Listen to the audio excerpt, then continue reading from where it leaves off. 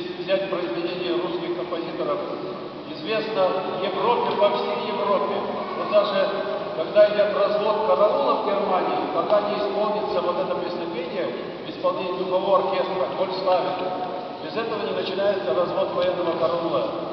Одно из самых любимых произведений там, в Голландии, в Англии, и когда-то это произведение было неофициальным гимном российского государства, пока во второй половине XIX века не получила известности, не стала гимном «Боже, царя храни».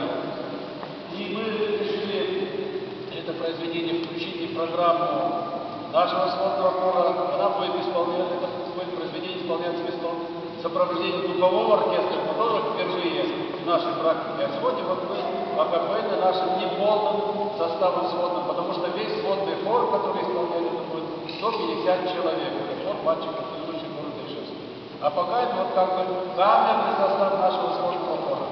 Итак, Бортянский «Коль славен».